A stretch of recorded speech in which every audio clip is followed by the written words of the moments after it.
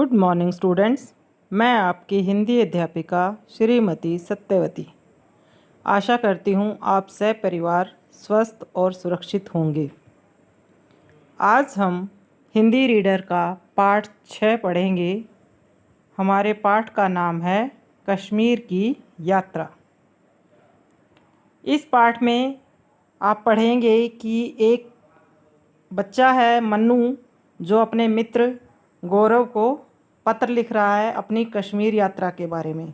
मन्नू अपने पिताजी के साथ कश्मीर गया हुआ है। वहाँ पर उसने जो कुछ देखा, वहाँ के वातावरण के बारे में, वहाँ जो फल फ्रूट मिलते हैं, जो वहाँ की जगह है, चीज़ें हैं, देखने लायक दर्शनीय स्थल हैं, उसके बारे में बताते हुए वो अपने मित्र को पत्र लिख रहा है। श्रीनगर, कश्मीर, दिनांक 25 मई। प्रिय मित्र गौरव, नमस्ते। यहाँ मन्नू अपने दोस्त गौरव को पत्र लिख रहा है। मैं अपने पिताजी के साथ यहाँ सकुशल पहुँच गया हूँ। सकुशल यानी बिल्कुल ठीक ठाक।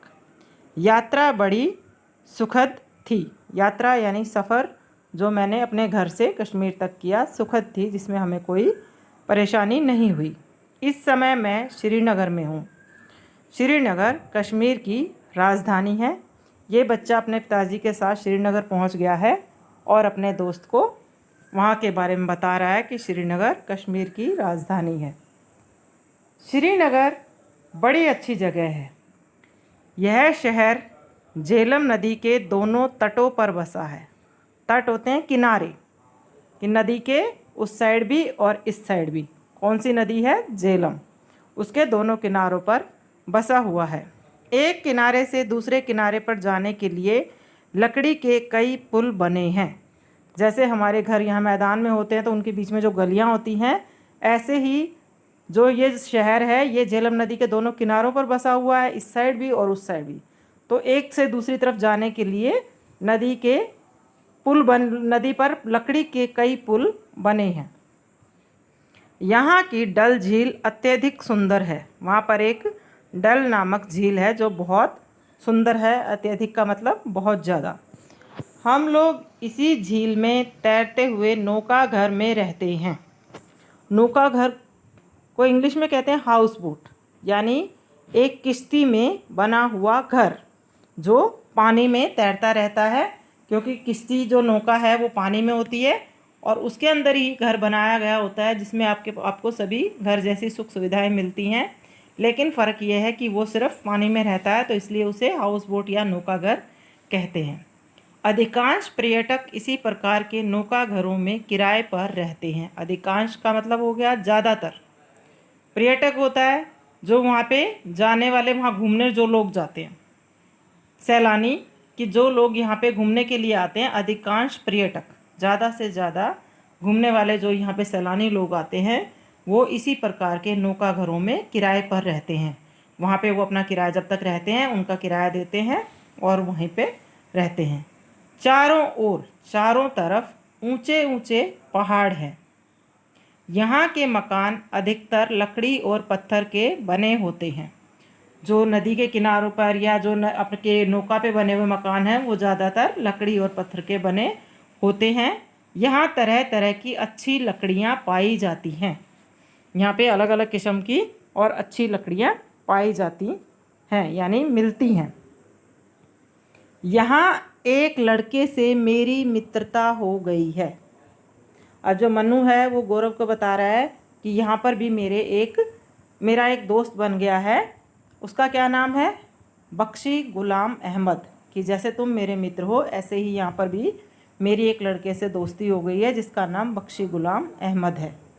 हम उसी के साथ घूमने जाते हैं।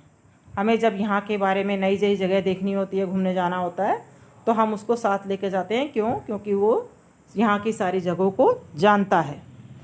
जाड़े में यहाँ बहुत सर्दी पड़ती है, इसलिए ठंड से बचने के लिए लोग एक विशेष प्रकार की अंगीठी गले में लटकाए रहते हैं। इसे कांगड़ी कहते हैं। जब यहाँ पे सर्दियों के मौसम में बहुत ज़्यादा सर्दी पड़ती है तो उस ठंड से बचने के लिए विशेष यानी एक स्पेशल अंगीठी गले में लटकाए रहते हैं। उस अंगीठी को क्या कहा जाता है? कांगड़ी, उसे लोग अपने गले में एक रस्सी के द्वारा उसको जला के उस कांगड़ी को एक रस्सी से बांध के अपने गले में लटका कर घूमते हैं ताकि सर्दी से बचा जा सके। यहाँ चिलगोजा, अखरोट, किशमिश और बादाम खूब मिलते हैं। अब जो मन्नू है वो अपने दोस्त को क्या बता रहा है कि यहाँ पर क्या क्या मिलता है। यहाँ पर चिलगोजा, अखरोट, किशमिश और बादाम खूब मिलते हैं और सस्ते भी, कि वो बाकी जगह से यहाँ पे सस्ते मिलते हैं क्योंकि वो यहाँ पे उगाए जाते हैं और उनकी पैदावार यहाँ बहुत अच्छी होती है, तो इसलिए उनका रेट भी कम होता है। फल भी यहाँ बहुत होते हैं। यहाँ पर सेब, नाशपाती, खुबानी और अनार के बहुत से बाग हैं। यहाँ के हाउस बोट बहुत प्रसिद्ध हैं, इन्हें शिकारा भी कहते हैं। जो वहाँ के नौका घर हैं वो बहुत मशहूर हैं, इनको क्या कहा जाता है, शिकारा। रात के समय ये हाउस बोट दीप मालिका की तरह जगमगाते रहते हैं, कि जब आप देखते हो दिवाली पे कि हर घर में लाइट जलती है, बहुत ज़्यादा लाइट जलाई जाती हैं, बहुत रोशनी होती है, तो वो एक दीपमाला की तरह, एक दीपकों की लाइन की तरह दिखते हैं। तो ऐसे ही जब इन हाउस बोट में लाइट जलती है तो ये दीप मालिका की तरह जगमगाते रहते हैं। चावल और मक्के के हरे भरे खेत। ऋतु के अनुसार सरसों के खेतों की कतारें कतारें होती हैं बेटा, लाइनें। केसर की क्यारियाँ घाटी को सुगंधित तथा शोभायमान बना देती हैं। केसर होता है सेफ्रॉन, जो वहाँ पर बहुत मात्रा में उगाया जाता है, बहुत ही सुगंधित होता है, इसको खाने में प्रयोग किया जाता है, कई बार रंग के लिए और कई बार ये सेहत के लिए भी इस्तेमाल किया जाता है। कश्मीर पहाड़ी प्रदेश है, इसलिए खेती के अलावा भेड़ बकरी पालना भी यहाँ का व्यवसाय है। जो कश्मीर है वो एक पहाड़ी प्रदेश है, इसलिए खेती के अलावा यहाँ पर भेड़ बकरी भी पाली जाती है, ये इनका यहाँ का व्यवसाय है। लोग ऊनी कालीन, शाल दुशाले और गर्म चादरें बनाकर बेचते हैं। आप लोगों ने देखा होगा कि कई बार गाँव में भी आते हैं, शहरों में भी आते हैं कश्मीर के रहने वाले लोग, गरम सूट, शॉल, स्वेटर, जर्सी वगैरह बेचने के लिए। ये जो कालीन वगैरह जो आप फर्श पे बिछाते हो, मैट बोलते हो इसको, वो बिछाने के लिए लेके आते हैं बेचने के लिए। यहाँ का केसर संसार भर में प्रसिद्ध है। जो कश्मीर का उगाया हुआ केसर है वो सारी दुनिया में मशहूर है। कश्मीर में गुलमर्ग दर्शनीय स्थल है। वैसे तो यहाँ की सभी जगह देखने लायक है, लेकिन जो गुलमर्ग है वो स्पेशल बहुत सुंदर जगह है देखने के लिए। हिंदुओं का प्रसिद्ध तीर्थ स्थान अमरनाथ की गुफा भी यहीं है। जो हिंदुओं का प्रसिद्ध तीर्थ स्थान है जिसके लोग बहुत मानते हैं, अमरनाथ की गुफा, वो भी कश्मीर में है। कश्मीर की सुषमा का कहाँ तक वर्णन किया जाए। यदि पृथ्वी पर कहीं स्वर्ग है तो यहीं है। तुम्हारा प्रिय मित्र मनु। कि जो कश्मीर की सुंदरता है, यहाँ की जो खूबसूरती है, उसको कितना उसका वर्णन किया जाए। बहुत यहाँ पे ऐसी जगह हैं जिन्हें देखकर मन प्रसन्न होता है, शांति मिलती है। किसी ने सच ही कहा है कि अगर पृथ्वी पर कहीं स्वर्ग है तो वो सिर्फ कश्मीर में है। तो ये पत्र मन्नू ने अपने दूसरे मित्र गौरव को लिखा है और उसे अपनी कश्मीर की यात्रा के बारे में बताया है। हो सकता है आप में से कुछ बच्चे कश्मीर कभी घूमने गए हों, या किसी के पापा की वहाँ पे नौकरी हो तो उनके साथ गए हों, कुछ लोग अमरनाथ की यात्रा के लिए गए हों। अगर किसी ने कश्मीर देखा है तो उनको पता होगा कि वो कितना सुंदर प्रदेश है। अगर आगे आपको कभी मौका मिले तो आप भी कश्मीर घूमने ज़रूर जाना, और फिर आप देखना कि क्या जो इस पाठ में आपने पढ़ी हैं चीज़ें वो कश्मीर में वहाँ पर हैं।